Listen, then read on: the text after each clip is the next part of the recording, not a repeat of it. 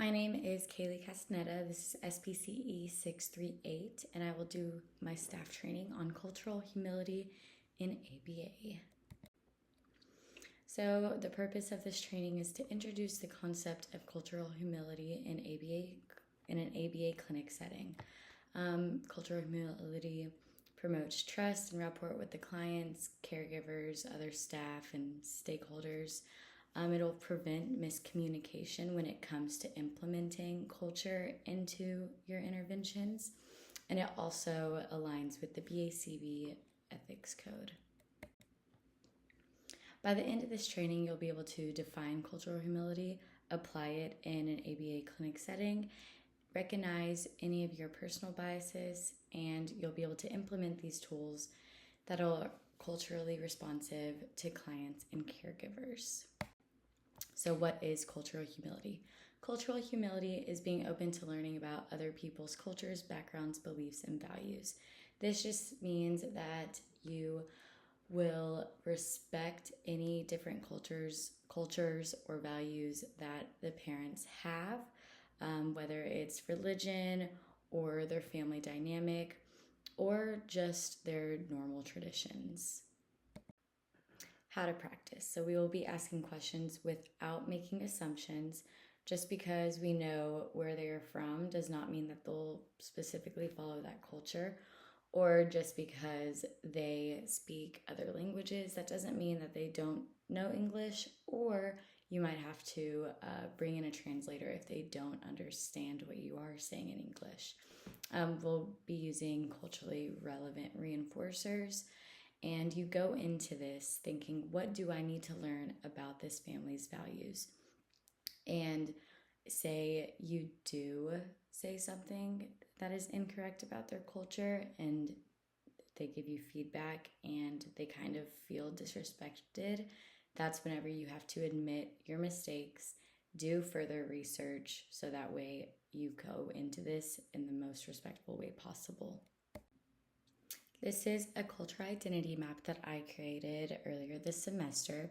It lists your race, your gender, your beliefs, your socioeconomic background, your language or languages that you speak, your age, if you have any immigration history, your family structure back at home, your ability status, if you know anybody of other disabilities, not just autism, what experiences you have, if any, and your educational background.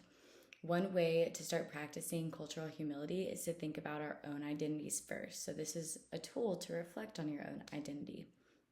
It is a simple worksheet where you reflect on your race, religion, or there's other ones that you can list and fill out. And this encourages empathy. It helps you notice your own values and how those might show up in sessions.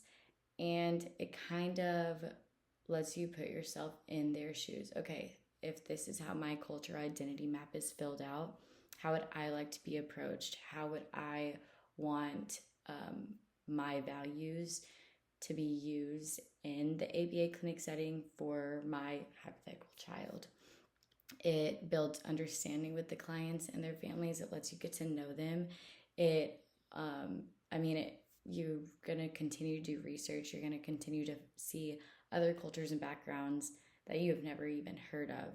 So this just gives you a better understanding and it gives you more knowledge. For example, maybe they believe that their kids should say please and thank you, but my family doesn't.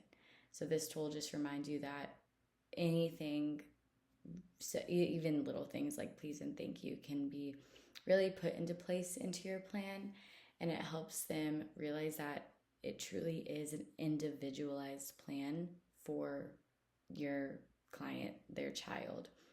And it kind of gives them this peace of mind that they're not just another client to you. Like, you do want to get to know them and you do want to create a plan that will benefit all parties. Let's say you have a client whose family said they do not believe in bribing their child to obey. They do not like giving their child rewards for things that their child should already do. How will you explain reinforcement that does not sound argumentative? So how you would go about this is there will be families that don't agree with the ABA strategies, like using snacks or stickers as reinforcers. Instead of pushing back, you can ask a question like, what works for you at home? What other ways would you like us to go about this that are comfortable for you? So that way they can see that you are being flexible and respectful.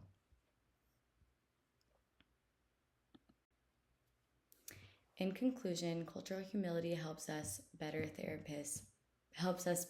therapists by keeping an open mind and always being open to learn.